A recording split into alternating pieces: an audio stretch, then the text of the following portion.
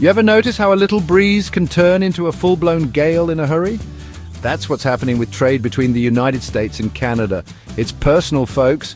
We're talking about neighbors, friends, even family on both sides of the border. But lately it feels like we're speaking different languages. See, Canada's been throwing up roadblocks, making it tougher for American farmers to sell their goods up north, tariffs, quotas, the whole 9 yards. And it's hitting our guys and gals in agriculture right where it hurts. The bottom line, dairy farmers are feeling the squeeze. Grain producers are worried. Even the livestock industry is taking a hit. It's a mess, and it ain't pretty. We're talking about livelihoods, about legacies built over generations. When the ground shakes beneath your feet, it's time to take stock, understand how we got here, and figure out where we go next.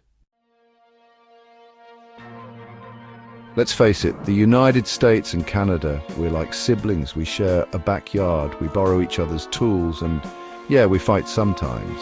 But when it comes to agriculture, we've always been partners. For over a century, we've relied on each other. We're talking wheat from the Great Plains, dairy from Wisconsin, beef from Alberta. It's a two-way street, a constant flow of food and resources that's kept both our economies humming. This ain't just about numbers on a spreadsheet. It's about trust. About knowing the folks you're doing business with are good people working just as hard as you. But somewhere along the line, that trust started to fray. Maybe it's politics, maybe it's economics, maybe it's just plain old stubbornness. Whatever the reason, the trade war heated up and now we're all feeling the burn. Remember that sibling rivalry I mentioned? Well, things got real when both sides started slapping tariffs on each other's goods. It's like a food fight, only with a lot more at stake than a few mashed potatoes. The United States threw down the gauntlet, hitting Canadian steel and aluminum with tariffs. Canada retaliated, targeting everything from ketchup to toilet paper and, yeah, agricultural products too. Suddenly, American dairy farmers found themselves competing with cheaper Canadian imports. Grain prices plummeted as Canadian wheat flooded the market, and the livestock industry, already dealing with rising feed costs, got caught in the crossfire. It's a classic case of unintended consequences. Nobody wins in a trade war, least of all the hard-working folks who put food on our tables.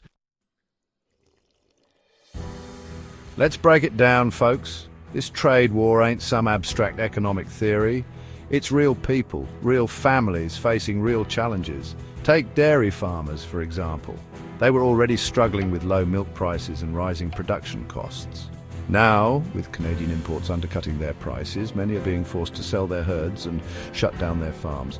Grain farmers are in the same boat. The price of wheat, corn and soybeans has plummeted thanks to the trade war. These folks work their tails off, planting, harvesting, praying for good weather.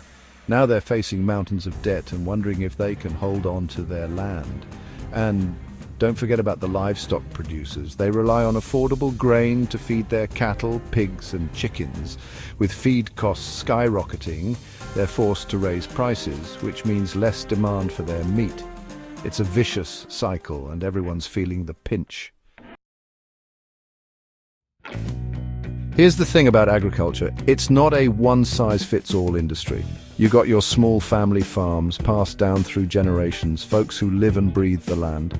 And then you got your big agribusinesses, corporate giants with deep pockets and even deeper connections. This trade war, it's exposing the cracks in the system. The big guys, they can weather the storm a little easier. They got the resources, the lawyers, the lobbyists to navigate the choppy waters. But the small family farms, the backbone of rural America, they're getting squeezed out. They're the ones who are forced to make tough choices, to sell off land, to take on more debt, just to keep their heads above water. It's a tale of two Americas, and right now it's the little guy who's getting the short end of the stick. We can talk about tariffs and quotas until the cows come home, but at the end of the day, this trade war is about people.